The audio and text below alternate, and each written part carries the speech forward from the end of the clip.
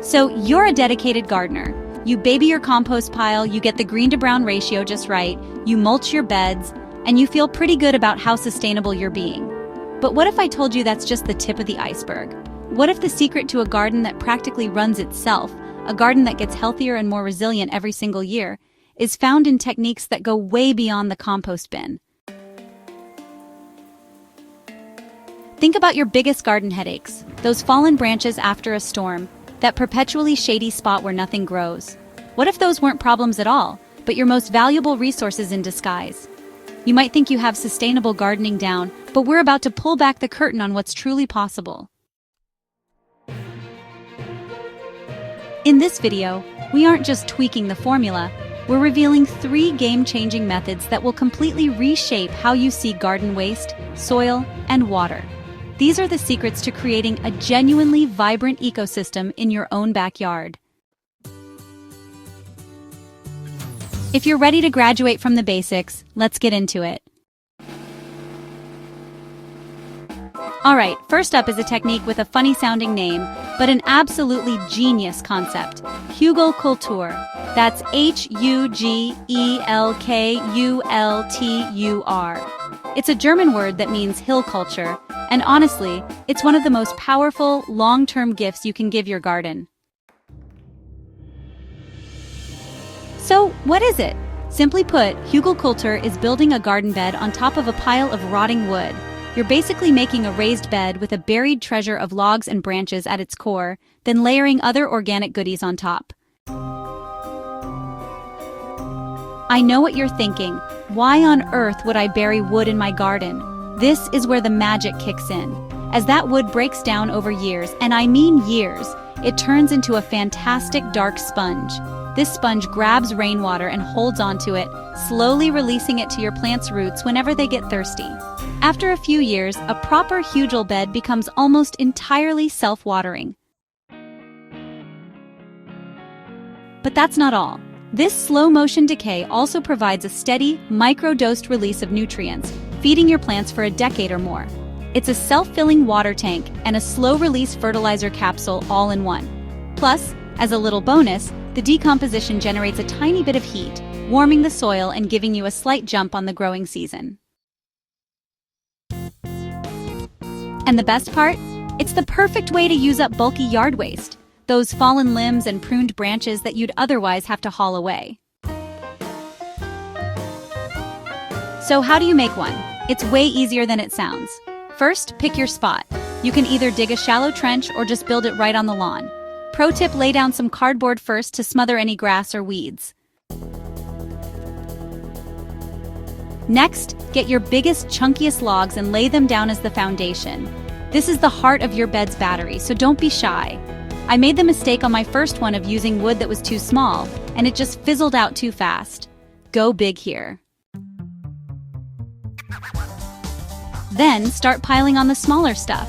Add branches, twigs, and sticks, making sure to fill in the gaps to create a dense core. On top of the wood, you can throw in other organic matter. This is a great spot for half-finished compost, leaves, grass clippings, you name it. Really pack it down. Finally, you cap the whole thing off with a thick layer of finished compost, and then your topsoil. That's what you'll plant into for the first year, while everything underneath starts to cook. You want to end up with a mound about 2 or 3 feet high. Water it deeply to get the decomposition process started, and then plant away on the top and sides. So, in the first year, it's going to need water just like any new garden bed. But by the time you hit year 2 or 3, you'll notice you're visiting it with the hose way less than any other part of your garden. It's like it's building its own future, one rotten log at a time. Now, this second idea isn't just a single project, but more of a total change in perspective. For so long, we've been told to feed our plants.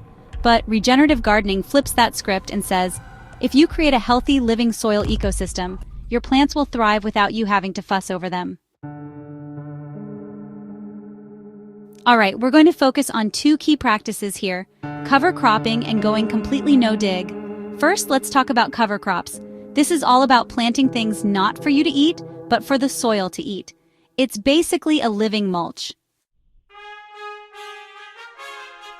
When your vegetable garden is done for the season, instead of leaving the soil naked and exposed to the elements, you sow something like crimson clover, hairy vetch, or winter rye. Why is this a game changer? Bare soil is a crime in nature. It gets blasted by the sun, washed away by rain, and all its nutrients leach out. A cover crop is like a cozy blanket for your garden all winter. Its roots hold the soil together, preventing erosion, and it outcompetes most weeds. Then, come spring, the real magic happens. You can either turn the plants into the soil for a huge boost of organic matter, or, my favorite, you can chop and drop.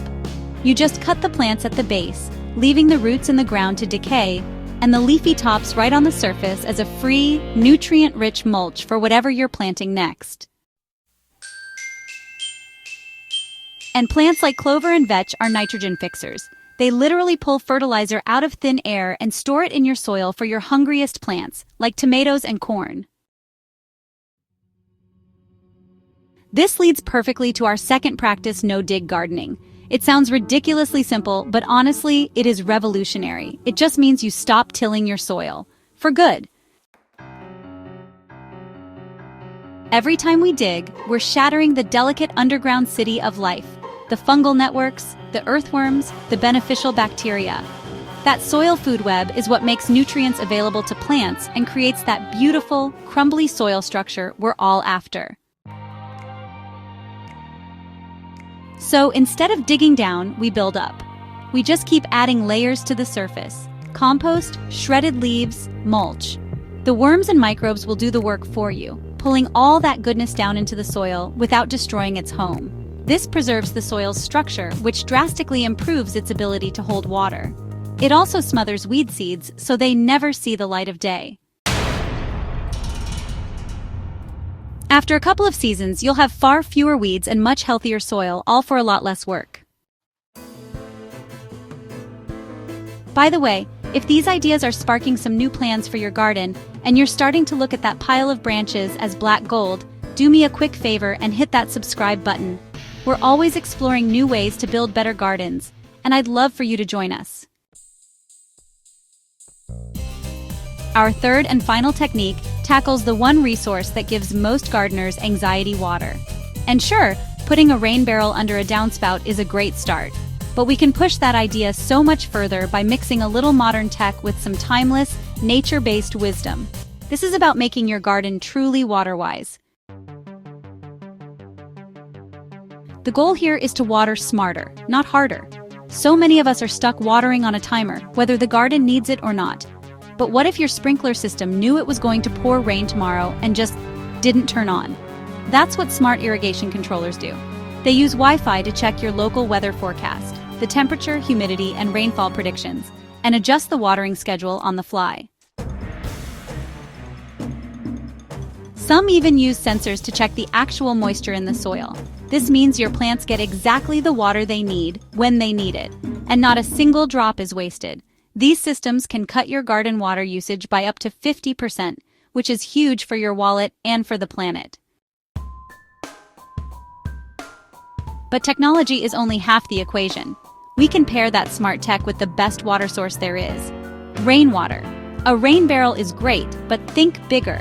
What about channeling the runoff from your roof into a rain garden? A small, shallow depression filled with beautiful, water-loving native plants that can handle getting soaked and then drying out. You're not just watering a part of your garden for free, you're actively helping prevent polluted stormwater from running into local rivers and streams. Now for the ultimate setup, picture this. You harvest rainwater into a large tank. A small solar-powered pump pushes that water into a super-efficient drip irrigation system. And that whole system is managed by a smart controller that's watching the weather. You're using free, perfectly pH-balanced rainwater, delivering it straight to the roots with zero waste, all on a schedule that adapts to the real world.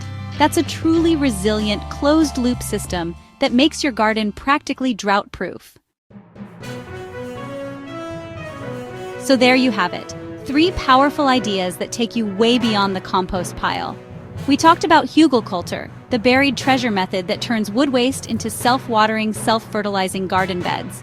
We covered regenerative practices like cover cropping and no-dig, where we stop feeding the plants and start building a living soil. And we explored how to blend simple rainwater harvesting with smart tech to create a garden that thrives on efficiency. The best part is, you don't have to do it all at once. Please don't get overwhelmed. The journey to a truly sustainable garden is all about small, smart steps.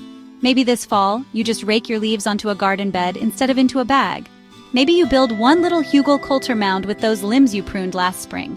Or maybe you just pick one patch of your garden and promise not to dig in it, just to see what happens when you let nature take the lead.